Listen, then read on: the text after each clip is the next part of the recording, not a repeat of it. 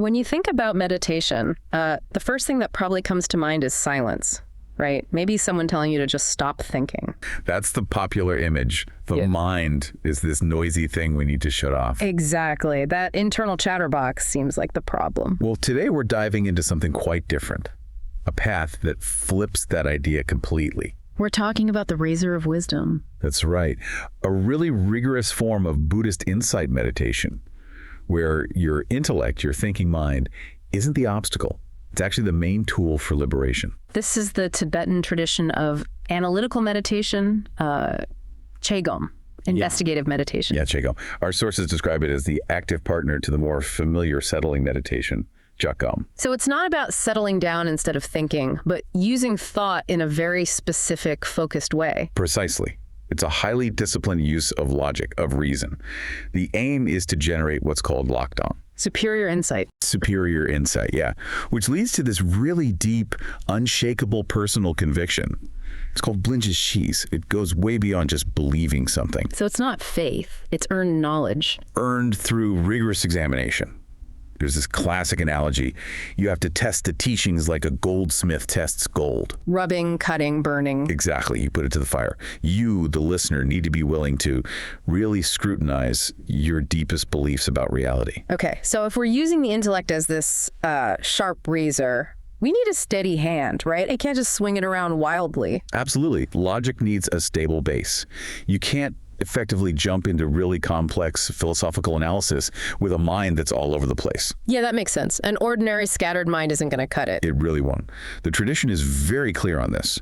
Genuine analytical insight, vipaśyanā, has to arise on the basis of the calm of śamatha. Śamatha, or shene, calm abiding. So that comes first. It's the prerequisite. It's not the insight itself, but you need it to do the analysis effectively. But why, though? If the goal is deep thinking, why start with silence? Wouldn't a sharp mind be enough on its own? Well, think about it. If you try to follow a complex chain of reasoning, say like multiple steps in a logical proof, but your mind keeps jumping around. You lose the thread. Exactly. It just becomes aimless discursive chatter, not focused analysis. It's like trying to have a serious debate while, scrolling through your phone. Or like the classic image of the wild horse or drunken monkey mind. That's the one. You can't reason clearly if you're constantly pulled away by the next thought, the next distraction. Got it. So śamatha isn't about stopping thought, but reducing the noise, kind of like filtering out static. Precisely. It lets you lock on to the object of investigation. There's a lovely analogy. Oh, yeah. Think of the insight, the vipaśyanā, as the bright flame of a candle. Okay. And all the mental distractions, the scattering, those are like turbulent winds trying to blow it out. Ah, I see where this is going. Samatha is like placing a glass cover around that candle flame. Yeah. It protects it. It cultivates stability, nascha, and clarity, kisalcha. Stability and clarity. Right. It basically turns down the mental static, so the signal, the analytical thought, comes through with high fidelity. It's a cognitive amplifier. A cognitive amplifier. I like that. Okay, so the platform's stable, the amplifier's on. Now what? Where does this razor start cutting? Well, the main target is the root cause of suffering. That's fundamental ignorance, avidya. Ignorance about what, specifically? Specifically, it's this really deep, almost instinctual belief we have in a solid, independent, unchanging self, an I that exists on its own. That feeling of me at the center of everything. That's the one. That ingrained clinging is what the analysis aims to dismantle piece by piece. And the method starts with a pretty direct question, doesn't it? Like, okay, what is this I that I feel so strongly? Exactly. The first major investigation is into not self, anātman. It's not about denial, it's about investigation. How does that work in practice? You systematically examine the 5 aggregates, the skandhas. These are the components we tend to mistake for a solid self. Right. The body or form, feelings, perceptions, mental formations like intentions, and consciousness itself. Yes. The meditator takes each one and puts it under the microscope. Is my body permanent? Can I fully control my feelings? Are my thoughts really me? But wait, someone might say, okay, I get that I'm not just my body or just my feelings. The I is obviously the combination of all of them. How does the analysis handle that? That's exactly where the razor gets really precise. You then scrutinize the combination. Okay. Is the combination itself permanent? Can you find a single entity called combination that stays the same? If the self truly existed inherently, it would have to be found somewhere, right? Either as one of the parts or separate from the parts or as the collection itself. Exactly. And the analysis cuts through all those possibilities. When you really search mentally, you find the self isn't identical to any component. It's not something separate holding them together either. And it's not the collection itself, because the collection is always changing. Precisely. It dissolves under analysis. What you realize is that the self isn't a static thing like a noun. It's more like a dynamic process, a verb. A label we put on a flow of events. A conceptual imputation applied to this stream of conditioned phenomena, realizing that directly, with conviction, that's a moment of lakthang, superior insight. Wow. Okay, so that's tackling what the self is made of, the compositional analysis. Then there's the causal side, dependent origination. Yes, the second core investigation uses the logic of dependent origination. The basic principle is simple. Everything arises in dependence on other things. Nothing exists in isolation. When this exists, that comes to be. That's the formula. This is often illustrated with the 12 links, the nidanas. Which trace the whole process of suffering right back to that root ignorance of video. Right. But it's not just about mapping the problem. The analysis shows you how it works, and crucially, where you can intervene. Where's the weak link in the chain? The analysis highlights the critical point between feeling link number 7, pleasant, unpleasant, neutral feelings, and craving, which is link 8. Okay. Through intense analysis, you gain this unshakable certainty, this enjishes, that while contact in the initial feeling might be automatic, the jump from feeling to craving is not inevitable. So there's a gap, a space for choice. There's a space where wisdom can be applied. Instead of reacting habitually with craving or aversion, you meet the feeling with insight. And by doing that, you can actually cut the whole chain reaction of suffering right there. So these two analyses work together powerfully. Not self shows there's no solid entity, and dependent origination shows there's no independent agent pulling the strings. They converge beautifully on the same point. The self is empty of inherent substance, an entity of independent agency. Okay, that's already pretty profound. But then the tradition takes it even further, right? With Madhyamaka philosophy. Yes, that's considered the ultimate expression of this analytical razor. Madhyamaka means middle way. It's the philosophical system largely credited to the Indian master Nāgārjuna. And it's called the middle way because it avoids two extremes. Exactly. It steers clear of eternalism, the belief that things inherently exist forever on their own. And it avoids the other extreme, nihilism, the belief that nothing exists at all, that everything is just void. This is where we get into emptiness, śūnyatā, which, let's be honest, sounds a bit like nihilism to many people. It really does, initially. But it's crucial to understand, emptiness isn't about non-existence. It's a statement about how things exist. Oh, so... It means they lack svabhava, intrinsic, inherent, independent existence from their own side. They exist conventionally. Of course, tables hold things, people walk around, but they don't have this imaginary solid core. And there's a paradox here, isn't there? A huge one. It's precisely because things are empty of inherent existence that they can actually function, change, and interact. If something had a fixed inherent nature, it couldn't be affected by anything else. It couldn't change. Right. It would just be unchangingly. Okay, so how does the meditation practice actually use this Madhyamaka logic? The main technique is prasaga. It's a kind of reductio ad absurdum. Taking an idea to its logical, absurd conclusion. Exactly. You start by temporarily assuming the opposite. You assume something does have inherent existence.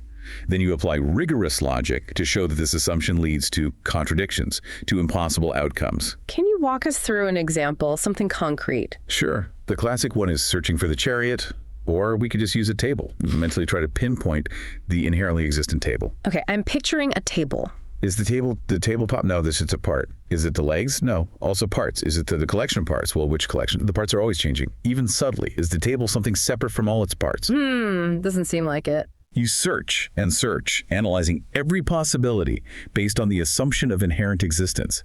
And you find nothing.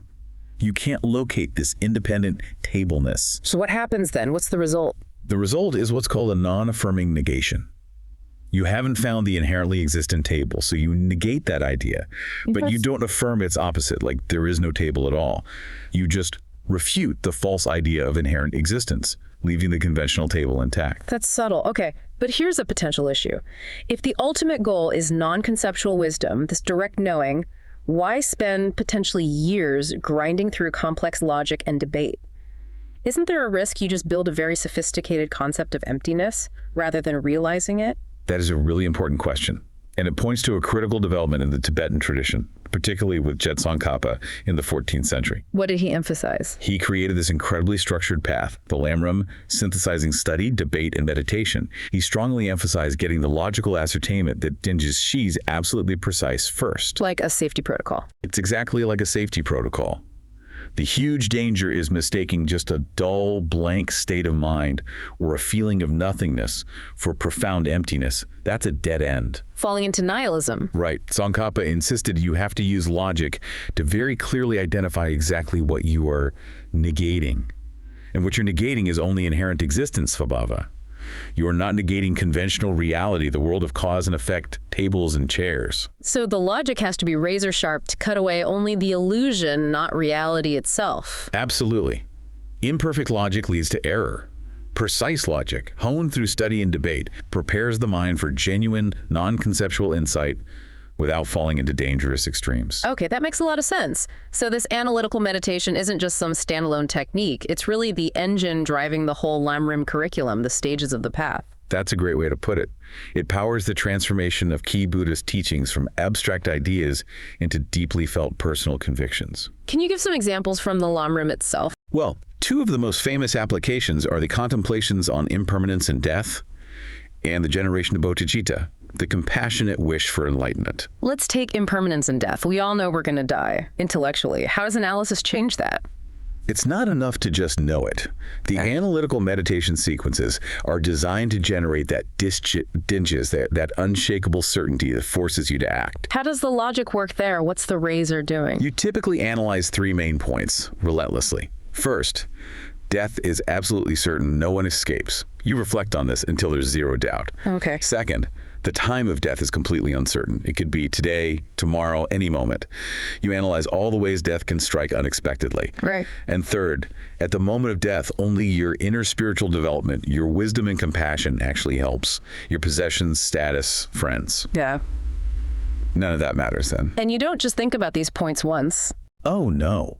You analyze them again and again from different angles until your mind logically cannot find any escape route.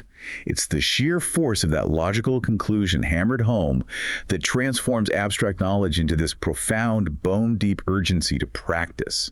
That's the Anusri Shishas. And you apply the same kind of analytical rigor to developing compassion for bodhicitta.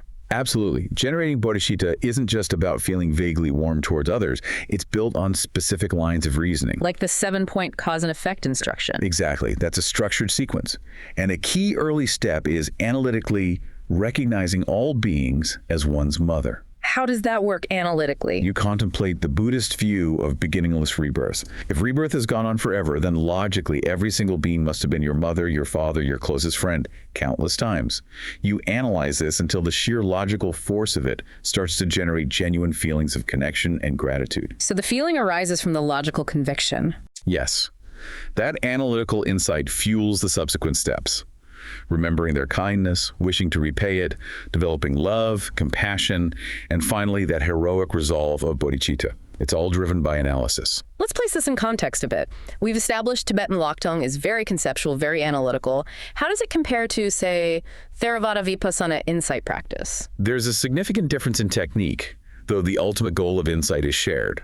Generally speaking, Theravada vipaśyanā emphasizes bare awareness. Just watching things arise and pass away. Right. Non-conceptual observation of sensations, thoughts, feelings to directly see their impermanence, suffering nature, and lack of a solid self. Whereas Tibetan Laktung or Chegum explicitly uses active conceptual thought.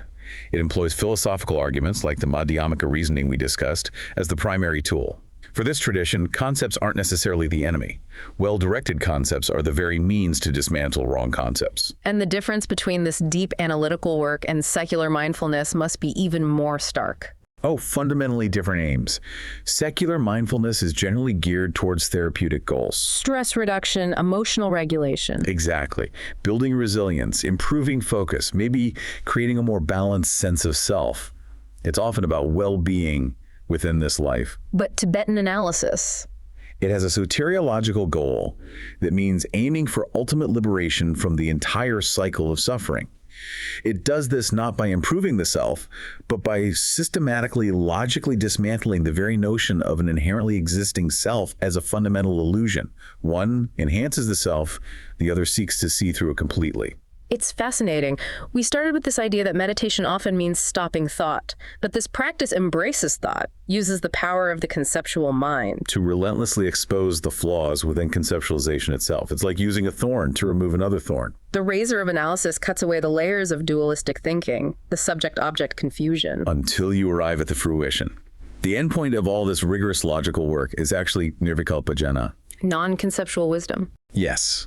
A direct, intuitive, non-dual knowing of reality. It's completely free from that split between knower and known. The conceptual scaffolding, having done its job perfectly, just collapses. It achieves its purpose and becomes unnecessary. Exactly. It's really quite an extraordinary path, from Tsongkhapa's insistence on logical precision all the way to that final transcendence of concepts. It seems engineered not to stop thought arbitrarily, but to use thought to build an unshakable logical case for reality as it is, until the mind must see it directly. It truly is.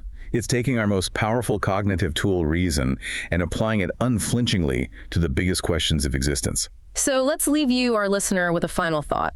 If logic, this kind of deep analysis, is potentially our most powerful tool for uncovering truth, what fundamental assumption in your own life are you holding on to right now? Something about yourself, maybe, or how the world works. An assumption you've basically accepted on faith, without really putting it to the test, without applying your own intellectual razor. Maybe it's time for a little analytical meditation.